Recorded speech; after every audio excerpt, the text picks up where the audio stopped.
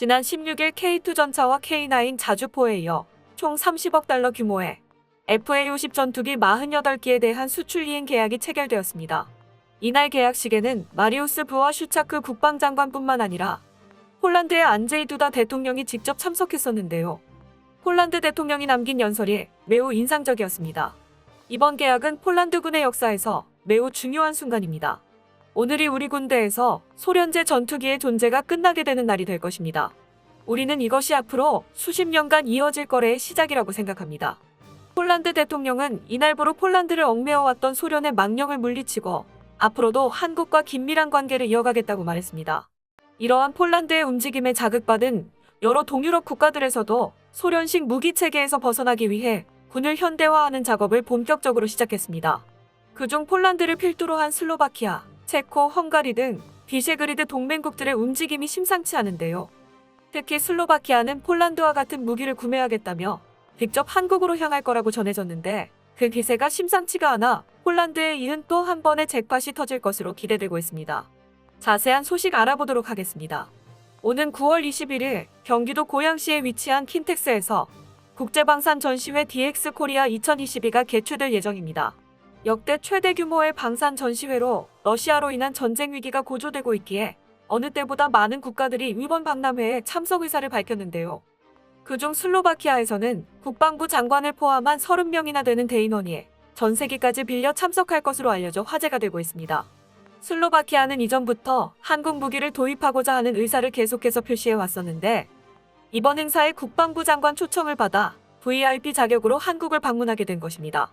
이번 박람회에 참석하는 국가들 중 국방부 장관이 직접 초청한 국가는 슬로바키아가 유일합니다.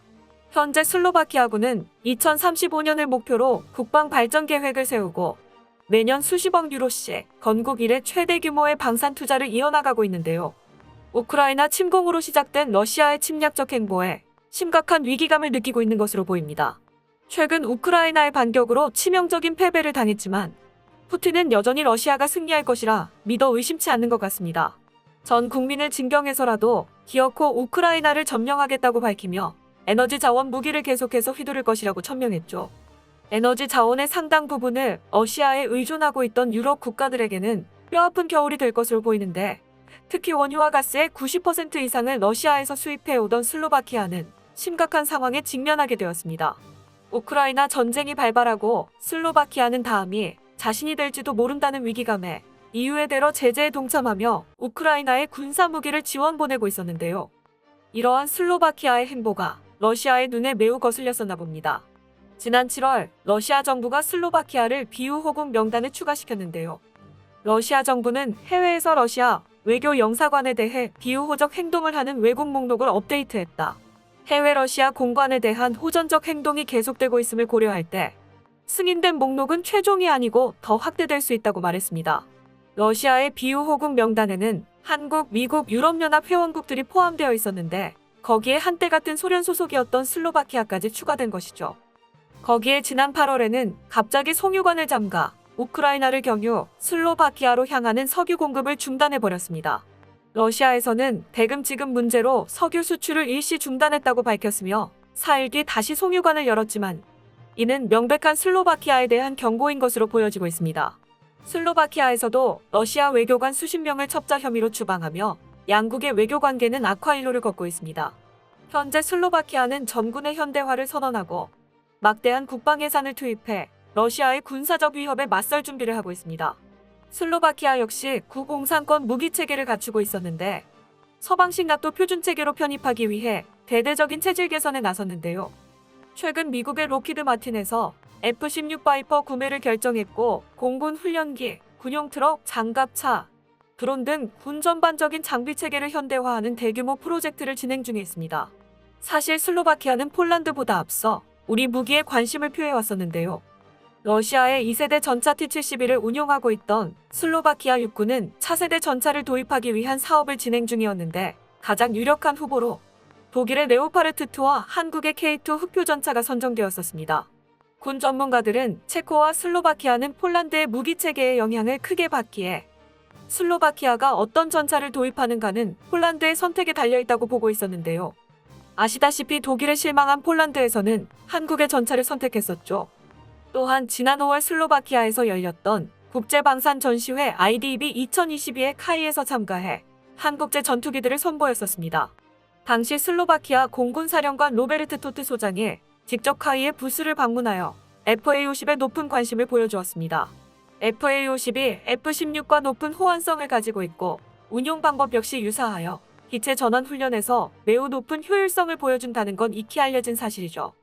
F-16 바이퍼의 파일럿이 필요한 슬로바키아의 입장상 FA-50보다 나은 옵션은 없을 것으로 보입니다.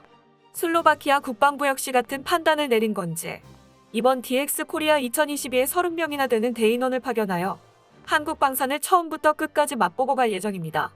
슬로바키아 군 관계자들은 박람회에 참여할 뿐만 아니라 방산 기업들을 직접 방문할 계획이라고 하는데요. 사천의 카이 공장과 상원의 K2 공장에 방문해 폴란드에서 도입한 한국 주력 무기들을 직접 살펴볼 예정이라고 합니다. 국방부 관계자는 슬로바키아는 우리에게 무기 수출을 요청한 나라들 중 가장 적극적이라고 말했습니다. 슬로바키아의 이러한 움직임은 폴란드에서 들려온 소식이 영향을 미친 것 같습니다. 한국과의 대규모 방산 수출 계약이 이루어지고 이제는 계약을 이행하는 단계에 들어섰는데요. 현지 시간 16일 폴란드에 FA-50 48개를 수출하는 이행 계약이 체결되었습니다. 계약 규모 30억 달러 약 4조 원으로 역사상 최대 규모의 FA-50 수출입니다.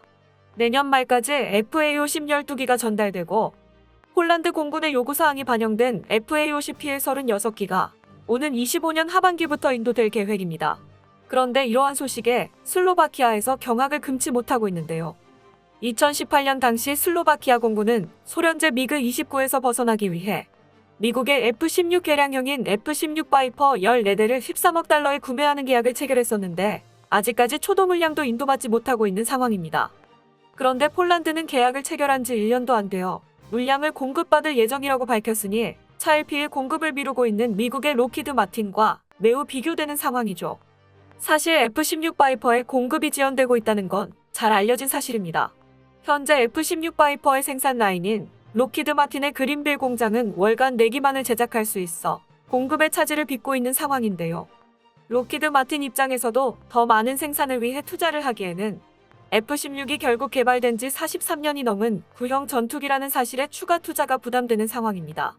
때문에 슬로바키아가 F-16 바이퍼를 인도받는 건 20년대 후반으로 예측되고 있어 슬로바키아 공군 전력 공백이 예측되고 있습니다.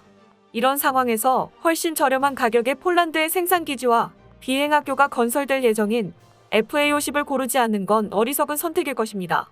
이번 한국과의 대규모 방산 거래를 통해 한국만 막대한 이득을 얻은 것으로 보이지만 실상은 꼭 그렇지만도 않은데요. 한국이 폴란드를 유럽 무기 시장 진출의 교두보로 삼기 위해 폴란드 현지의 K2, K9 FA-50의 생산기지를 건설할 뿐만 아니라 파일럿 교육을 위한 국제 비행학교도 설립하여 향후 동유럽 방위산업의 중심지가 될 예정입니다. 또한 한국의 차세대 무기인 K3 전차 KF-21 보라매의 개발에 폴란드를 참여시켜 함께 유럽 방산 시장을 이끌어갈 파트너가 될 것으로 보여 앞으로 한국 방산이 잘 되면 잘 될수록 폴란드에도 막대한 이윤이 흘러들어가게 될 것입니다. 이러한 폴란드와 한국의 긴밀한 협력체계 구축에 슬로바키아는 배가 아픈 듯합니다. 사실 슬로바키아는 폴란드보다 오래전부터 한국과 경제 협력을 이어왔었는데요.